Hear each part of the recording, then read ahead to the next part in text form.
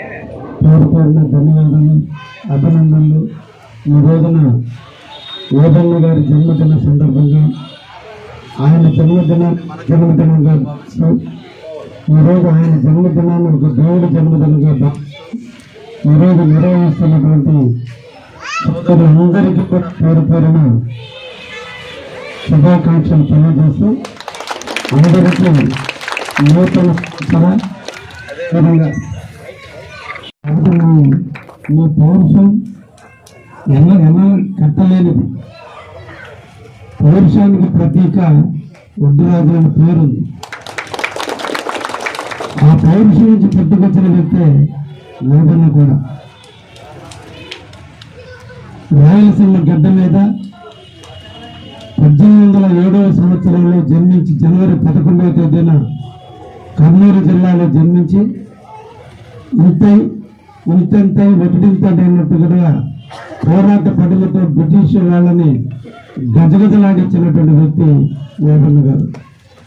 దాన్ని స్ఫూర్తిగా తీసుకున్నటువంటి ఉయ్యాలవాడ నరసింహారెడ్డి గారు ఇద్దరు కలిసి బ్రిటిష్ పాలకులకి ఎదురెడ్డి నిలిచి ఉరికంబానికి ఎక్కినటువంటి మహోన్నతమైన వ్యక్తి ఓదన్న గారు. ఆయన స్ఫూర్తితో ఆయన యొక్క ఆలోచనలతో మనందరం కూడా పనిచేయాలి.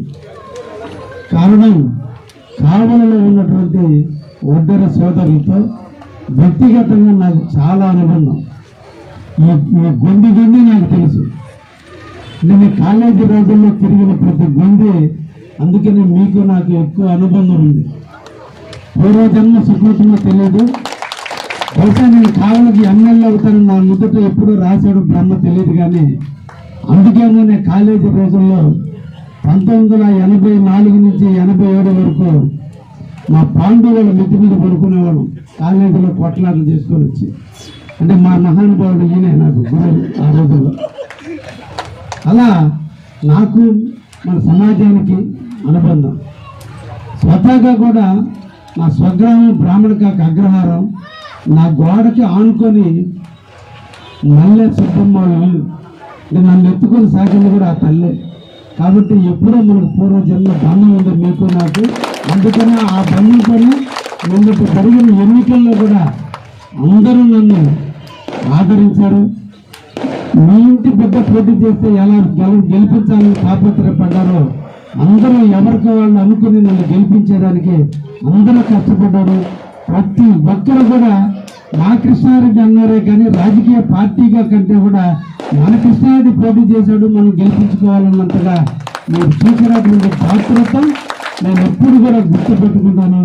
అందుకని ఇక్కడికి వచ్చేదాకా నాకు ఆలోచన లేకపోయినప్పుడు కూడా ఈరోజు మీ ప్రతినిధిగా, ఈ జిల్లా వాసిగా, ఈరోజు జిల్లా అధ్యక్షుడిగా నరేష్ ఓదన్న గారి విగ్రహం కావల్లో పెట్టడానికి సహాయపడినందుకు వారికి నేను ప్రత్యేకంగా ధన్యవాదాలు తెలియజేస్తూ, తప్పకుండా ఓదన్న విగ్రహాన్ని కావల్లో ప్రతిష్ఠించడానికి నేను 5 లక్షల రూపాయలు ఇప్పుడే మీకు అనౌన్స్ చేస్తున్న విషయాన్ని కూడా మీకు తెలియజేస్తూ, ఎందుకంటే మన జాతి యొక్క గౌరవాన్ని, మన పౌరుషాన్ని నలుదిశలా విస్తరించడానికి, నలుగురు చూసి ఆదర్శంగా ఉండటానికి, ఒక మహానుభావుని గుర్తించుకోవడానికి మనం తప్పకుండా చేయాల్సినటువంటి అవసరం ఉంది. కాబట్టి ఈ రోజున మనం తప్పకుండా చేద్దాం.